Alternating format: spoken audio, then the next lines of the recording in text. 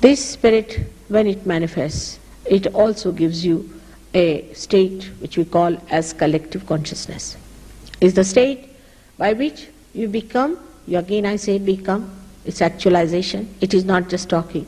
You become conscious collectively, means you become conscious of another person's centers on your fingertips. You also become self-aware. You know about yourself, what centers are catching, where are we going. Like a person who becomes mentally upset, he doesn't know. Till he becomes mad, goes to lunatic asylum and dies, he does not know. But in Sahaja Yoga, immediately you can find out that there's something going wrong with your mental side.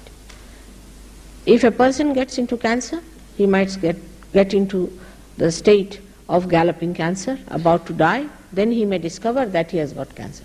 But in Sahaja Yoga, if there's a little imbalance, immediately it shows on your fingertips. And if you know how to do it, how to correct it, then every problem is solved. So as I told you yesterday, yoga has double meaning. Yoga means union with the divine. That's one. And the second one is the expertise, the deftness, what we call in Sanskrit kaushalam. You must have the deftness, how to handle this all-pervading power that is flowing through us, how to understand ourselves, how to understand others. That's an important part of Sahaja Yoga. Now the third thing that happens with self-realization is that you get a state of peace, of bliss and of joy. When the Kundalini rises above this Agya Chakra, you become thoughtlessly aware. It's called as Nirvichar Samadhi, thoughtlessly aware, where there is no thought in your mind. If you want, you can think. If you want, you can think. But if you don't want, you can be in that state where you don't think. Actually, it's maddening sometimes the way man is thinking, morning till evening, yarns after yarns, useless things, a joyless pursuit. But when this thinking stops, you are above the thoughts. I would say, to give it a simile, that the waves of thought come and go away. Another thought comes and goes away. We are jumping on the cusp of the thought all the time.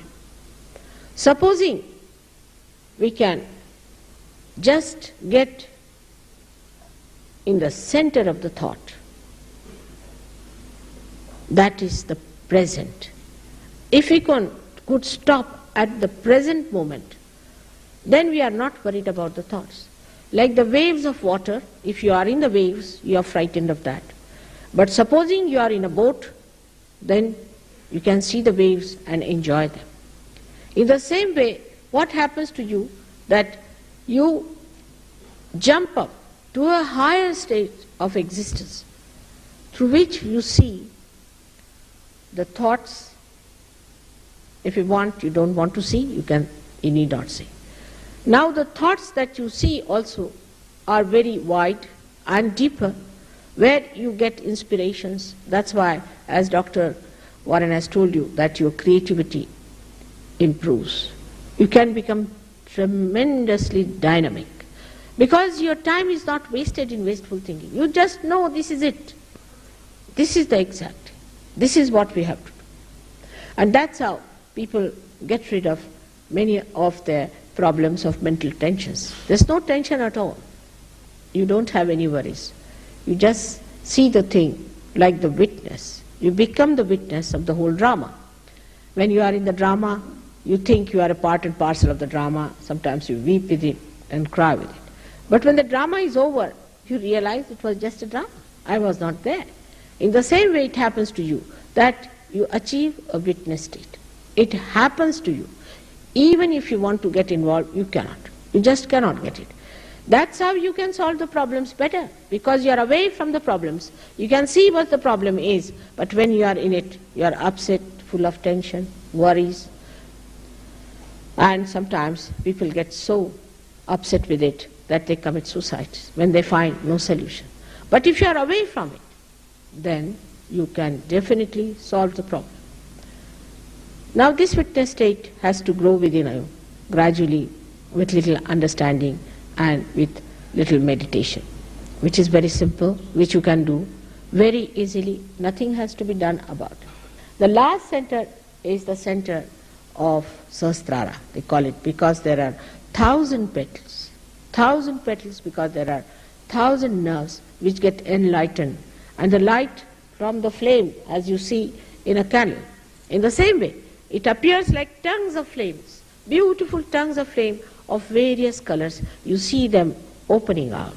First you don't see, first you become the light, and then you can see it also, that it opens out as a beautiful lotus of flames of beautiful colors. And you stand in between to see that you are there watching all this within yourself. This center has a speciality, that all the centers you have seen, the 6 centers, are placed in the head. This is what we call the station of the centers, of the pithas. The centers are working there, but actually their guarding forces are in the head. And when the Kundalini comes up and she integrates you and enlightens the brain, all these centers also get enlightened, and you feel that you are completely integrated. Your mind, your body, your soul all work together. There's no fight. You are extremely restful, you are peaceful, and the bliss you feel actually as physical manifestation. For example, if you want to see something very beautiful, you see something very beautiful and you like it, like Mona Lisa's painting now, many people go to see that. They don't know what they like about it, but I know what it is. When you watch that, there is no thought. There's no thought. When there is no thought, the creation of the artist in that photograph or in that painting or in any beautiful scene or anything that you see, the whole thing is reflected within you as if it's a ripple-less ocean or a ripple-less lake in which all the surroundings are reflected completely. And then you feel actually physically as if the joy and the peace is flowing down you, like peaceful happening. You feel that relaxation just coming on you.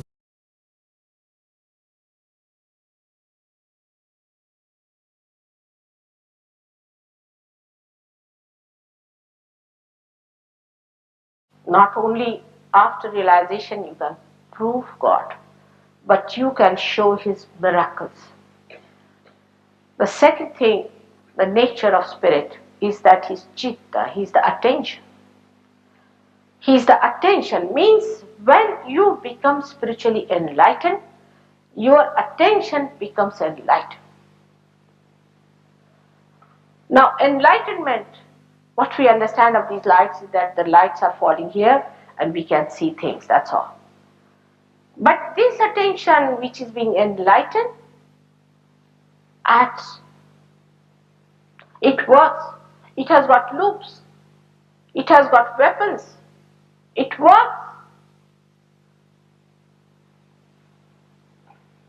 You have to see for yourself how your attention works. Today, there was somebody who went and told one of the Sahajogini that I was sitting there and I was getting all negative thoughts and was feeling horrible in my hands, and I don't know why it was happening in the program. So she said, here you have come to pay attention to Mother and to her work and pay attention to your spirit. But if you are paying attention to all the rest of the people here, then you are going to catch them. It's a very simple thing. Where is your attention? Ask this question. This is a very common question in an Indian home. A mother will ask the child, where is your attention? The basis of Indian life is Chitta Nirodha, is to fix your attention in a proper way. Where is your attention? Is it on your spirit or is it on somebody else? Like my brother is sitting here, my mother is sitting there, oh, that woman is very bad, she is jealous of me, all this nonsense. Where is your attention? When you get realized, then you start seeing through the window of the spirit. Your position changes. As you're looking at me now, then you come back here and start looking at you this way. Till you are realized, you are sitting before me. But once you are realized, you come here and see others. From there, that's your foot. Nobody can touch you there. From there you see others. Your attention is detached. So the attention becomes enlightened after realization. You pay attention to anything, it works. It does work, no doubt. You try. Those who have got realization should try this. Try your attention. But attention has to be pure. You have to purify your attention. And the best way to purify it is to keep your Agya Chakra open.